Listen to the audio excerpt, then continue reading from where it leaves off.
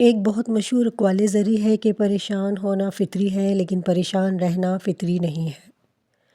انسان کو اللہ تعالیٰ نے بہت کمزور بنایا ہے۔ ہماری زندگی میں دکھ آئے گا، غم آئیں گے، ہمیں کبھی کبھار ریجیکشنز فیس کرنی پڑے گی، ہمیں اپنی زندگی میں بہت کچھ فیس کرنا پڑتا ہے۔ اس صورتحال کی وجہ سے ہم سیڈ ہو جاتے ہیں۔ اس سیڈنس کو اپنے اوپر طاری کر لینے سے ہم مستقل ڈپریشن کا شکار ہو جاتے ہیں۔ اللہ تعالیٰ قرآن پاک میں فرماتا ہے انسان کو جلد باز پیدا کیا گیا ہے، یعنی جب اس پر کوئی مصیبت آئے تو وہ بہت جلدی پریشان ہو جاتا ہے، غم زدہ ہو جاتا ہے۔ ڈپریشن کی 3 وجوہات ہیں۔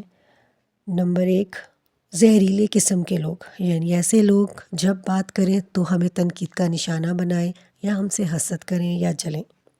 نمبر 2، اپنے دکھ دیتے ہیں یا اپنوں کی وجہ سے کوئی تکلیف ہوتی ہے۔ نمبر 3، مالی مسائل جن کی وجہ سے انسان ڈپریشن کا شکار ہو جاتا ہے، یعنی کہ فقر۔ اس سے تو ہمارے حضور پاک صلی اللہ علیہ وآلہ وسلم نے بھی پناہ مانگی ہے۔ ہمارے نبی پاک صلی اللہ علیہ وآلہ وسلم نے ڈپریشن کو ختم کرنے کے لیے بہت سے اذکار بتائے ہیں جو کہ بہت پاورفل ہیں۔ ان میں سے سبحان اللہ و بحمدہ، سبحان اللہ العظیم و بحمدہ، استغفر اللہ ہے، لا حول ولا قوۃ الا باللہ العلی العظیم ہے۔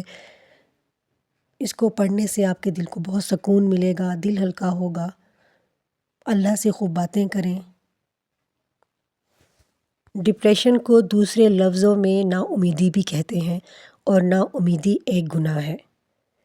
یہ توکل کی کمی ہے، ذکر الہی کی کمی ہے۔ جب ہم نماز کی پابندی کریں گے، تہجد پڑھیں گے، قرآن پاک کی تلاوت کریں گے تو ہمارے دل کو بہت سکون ملے گا، کیونکہ بے شک قرآن پاک روشنی ہے۔ قرآن پاک ہمیں اندھیروں سے نکال کے روشنی کی طرف لاتا ہے۔ قرآن پاک ہدایت کا سرچشمہ ہے۔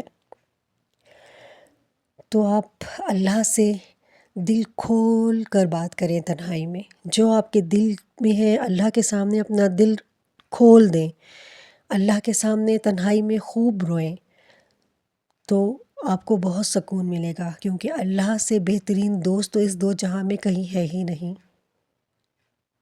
آپ کو ڈپریشن بھی آپ کا کم ہوگا اور آپ کو بے حد سکون ملے گا۔